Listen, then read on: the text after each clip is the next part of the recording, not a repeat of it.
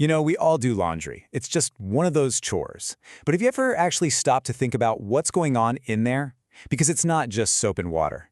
There is a secret war, a complex chemical battle happening inside your washing machine every single time you press start.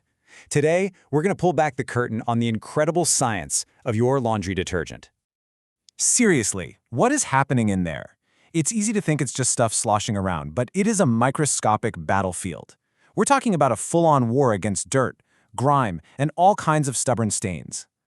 And in this war, like any good story, you need heroes. And in our case, they're the tiny but powerful ingredients that are the absolute backbone of any modern detergent. So let's meet the cleaning crew.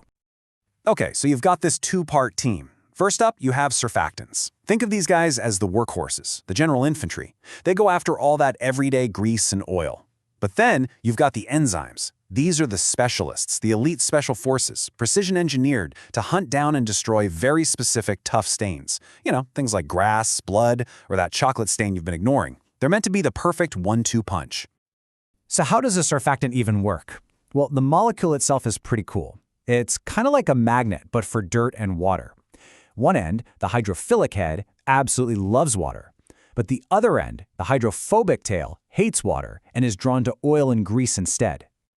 And you can see exactly how this plays out right here.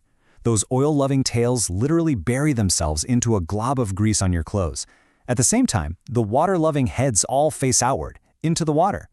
This army of surfactants surrounds the piece of dirt, lifts it right off the fabric in a process they call roll-up, and holds it in the water so it can just be washed away. Pretty clever, right? And then, of course, we have our specialists, the enzymes. Now, enzymes are proteins. They are biological machines that are folded into these incredibly precise 3D shapes.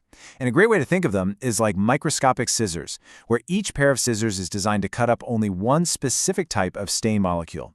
It's how they can demolish those tough stains that surfactants might just not be able to handle on their own.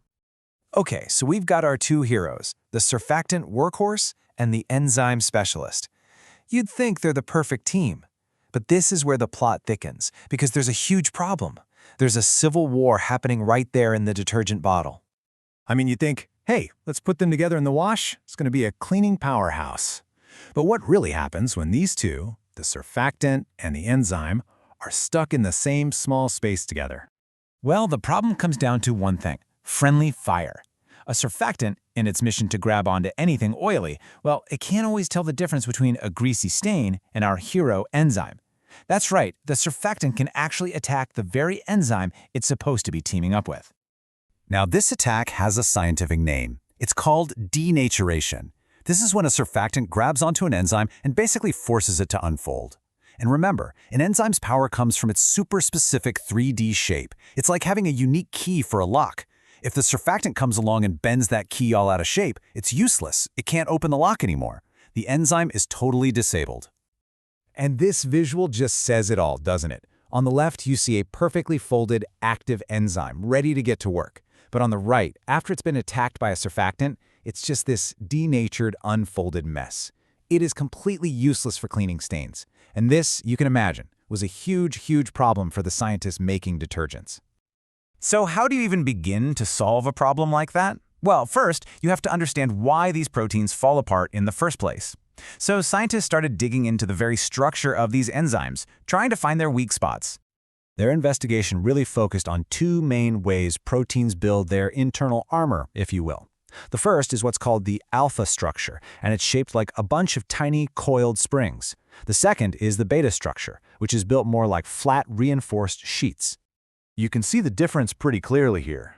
On the left are those coiled springs of the alpha helix structure, and on the right you see those flat, folded ribbons of the beta sheet structure. The million-dollar question for scientists was, which type of armor is tougher? Which one can stand up to a surfactant attack? And the answer from the research was crystal clear. It turns out that proteins made mostly from those coiled alpha structures were way easier to unfold and break. But the proteins built from those tough beta sheets, they were way more resistant. It's because the beta sheets have all these long-distance connections holding them together, which makes them a lot tougher than the short-distance connections in those alpha coils. Now, this discovery was everything. It was the key. Once you understand what makes an enzyme tough, you can start to find or even design better, stronger enzymes for your detergent. The solution was finally in sight. The research also uncovered another critical piece of the puzzle. See, not all surfactants are created equal. They found that surfactants with longer tails are much more aggressive attackers. They're way better at destroying enzymes. So the challenge wasn't just finding a tough enzyme, it was also about pairing it with a less aggressive surfactant. And this all led to this really fascinating idea. Scientists knew that the beta sheet proteins were tougher, for sure. But what if they could find an enzyme that was so incredibly stable, so locked into its shape, that it basically just refused to unfold at all? This idea has a name. It's called kinetic stability, and it describes a protein that's basically trapped in its useful folded shape. It's so stable that it takes a massive amount of energy to force it open. Think of it like a lock that's been jammed shut in the on position. And since surfactants need to grab onto the unfolded parts of an enzyme to do damage, a kinetically stable enzyme gives them nothing to hold onto. And so, after all this research, they found the perfect candidate, a lipase enzyme called thermomyces leguminosus lipase. We're just going to call it TLL for short. This enzyme turned out to be the superhero they'd been looking for all along. So, just how stable is this thing? Well, this one number tells the entire story.